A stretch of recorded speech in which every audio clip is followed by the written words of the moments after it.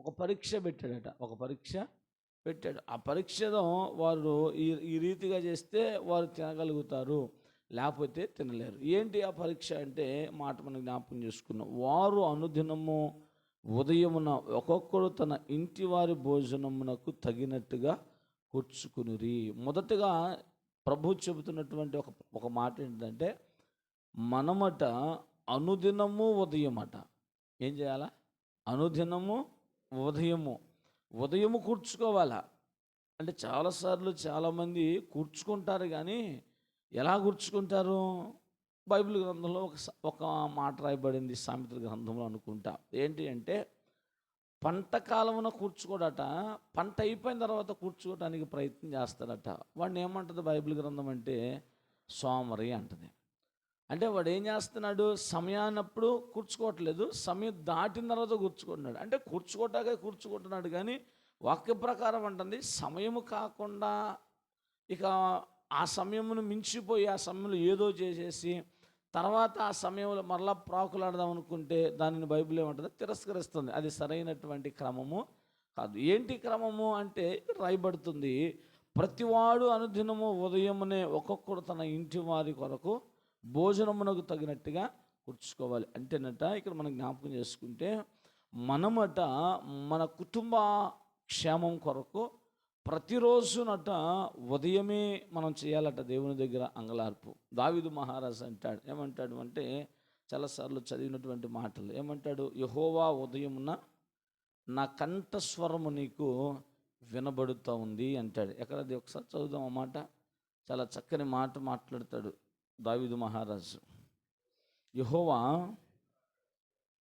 ఉదయమున నా కంఠస్వరము నీకు వినబడును, ఉదయమున నా ప్రార్థన నీ సన్నిధిని సిద్ధము చేసి కాచియుందును. చాలా చక్కని మాట. 5వ సంకీర్తనలో 3వ వచనంలో అంటాడు.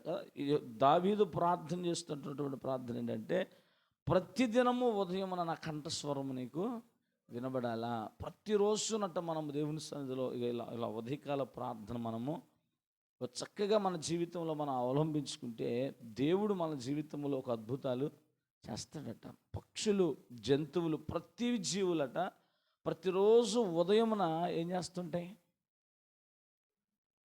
కదా?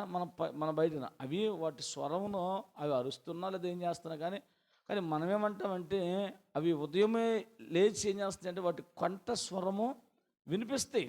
సో అది ప్రార్థన చేస్తున్నాయో లేదా ఇంకేం చేస్తున్నా తర్వాత సంగతి, కానీ ఏం చేస్తున్నాయి అంటే కంఠస్వరమును వినిపింప చేయడానికి ప్రయత్నం చేస్తున్నాయి. అలాగే మనం కూడా అట ప్రతి ఉదయము దేవుని దగ్గర, అంటే మన జీవితంలో మన యొక్క పరిస్థితులను లేదంటే మన కుటుంబాలను మనము కట్టుకోవడానికి ప్రయత్నం చేసేటప్పుడు సమయం అనేది ఉదయం అట దేవుని దగ్గర ప్రాకులాడేది. ఇక తర్వాత చాలా సమయం ఉంది, కానీ ప్రాకులాడినా కూడా దానికన్నా ప్రాముఖ్యమైనది ఉదయమేనంటాడు. ఉదయమే ప్రాకులాడాల. ఇంకా మనం చదివితే విలాప వాక్యములో కూడా చాలా సందర్భాల్లో జ్ఞాపకం చేసుకుంటాం. అదే వాక్యము అంటే, రేయి మొదటి జామున లేచి ఏం చేయమంటాడు? నీళ్లు కుమ్మరించినట్లుగా కుమ్మరించి అంటాడు. దేని కొరకు అని చెప్పాడు? అక్కడ చెప్పాడు, నీ పసి పిల్లల యొక్క వాళ్ళ ప్రాణము కొరకు, వాళ్ళ జీవనం కొరకు, వారి యొక్క భవిష్యత్తు కొరకు ఏం చేయాలట? రేయి మొదటి జామునే మొరపెట్టాల. రేయి మొదటి జామునే మన ఒక తల్లిగా, ఒక తండ్రిగా, ఒక ఆత్మీయులుగా మన కుటుంబమే కాదు వ్యక్తిగత జీవితం కూడా. సో మనం ఏం చేయాలట?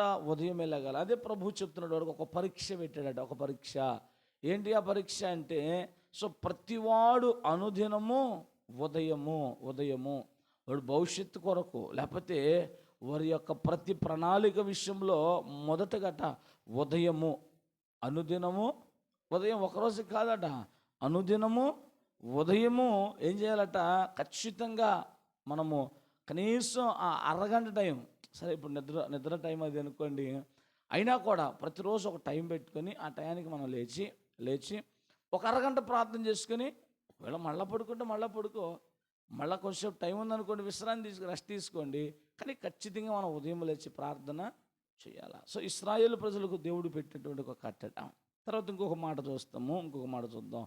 35వ వచనంలోకి వెళ్దాం. అదే 16వ అధ్యాయము 35వ వచనంలో, ఇశ్రాయేలీలు నివసింపవలసిన దేశమునకు తాము వచ్చి 40 ఏండ్లు మన్నానే తినుచుండిరి.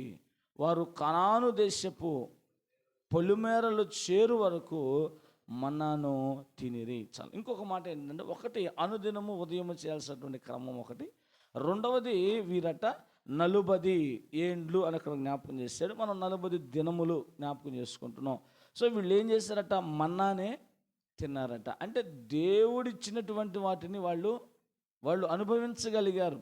సో ఎప్పుడైతే ఈ ఈ 40 దినాలు ఇలా చేయగలిగారో వారు ఏమవుతున్నారు అంటే, దినదినము వారి ఆధ్యాత్మిక జీవితంలో ఏం చేయబడుతున్నారంటే, వారు బలమును పొందుకోవడానికి ప్రయత్నము జరిగింది. నెహెమ్యా గ్రంథంలోకి వెళితే అక్కడ చాలా చక్కగా రాయబడుతూ ఉంటుంది. నెహెమ్యా గ్రంథము 9వ అధ్యాయంలో మాట్లాడుతూ నెహెమ్యా గ్రంథకర్త ఇంకా చాలా చక్కగా వాటిని వివరిస్తూ ఉన్నాడు. ఏం చేస్తున్నాడు అంటే, వారట ఏం చేశారు అంటే, 40 దినాల వల్ల వారి జీవితంలో ఏమేమి జరిగినాయో అని మాకు జ్ఞాపకం చేస్తూ 21వ వచనంలో అంటాడు, నిజముగా అరణ్యములో ఏమీ తక్కువ కాకుండా 40 సంవత్సరములు వారిని పోషించితివి.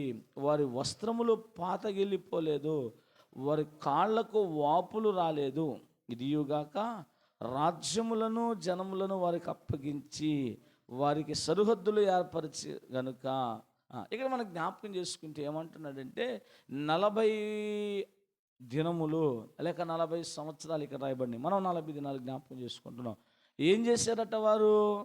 దేవుని యొక్క మన్నాను అంటే, మన్నాను పాత నిబంధనలో మన్నా అనేటువంటి ఆహారం గురించి మాట్లాడుతూ, ఇది క్రొత్త నిబంధనకి వెళ్ళేపాటికి మన్నా అంటే దేవుని వాక్యము అని జ్ఞాపకం చేశారు. అంటే ఇక్కడ ఆహారం కదా. సో ఈ ఆహారాన్ని దేవుడు దాన్ని ఏమని మాట్లాడాడంటే, మనుషుడు రొట్టె వలన మాత్రమే కాదు, దేవుని నోట నుంచి వచ్చు ప్రతి మాట అని దీన్ని ఏం చేశారంటే, మన్నా ఇది ఆహారంగా మార్చుతూ, క్రొత్త నిబంధనకు వచ్చేప్పటికి దేవుడు ఏమన్నాడంటే, ఇదే ఆహారము దేవుని మాటే అని జ్ఞాపకం చేశాడు. దేవుని మాటే మరొకసారి జ్ఞాపకం చేశాడన్నమాట. మరొకసారి అంటాడు, ఇది దేవుని యొద్ద నుంచి వచ్చేటువంటి ఆహారం. ఎక్కడ అంటే, యోహాను సువార్తలోకి వెళితే యోహాను సువార్తలో ఇంకా స్పష్టంగా రాశాడు. ఏమంటాడు? 6వ అధ్యాయములో అనుకుంటా, యోహాను సువార్త 6వ అధ్యాయములో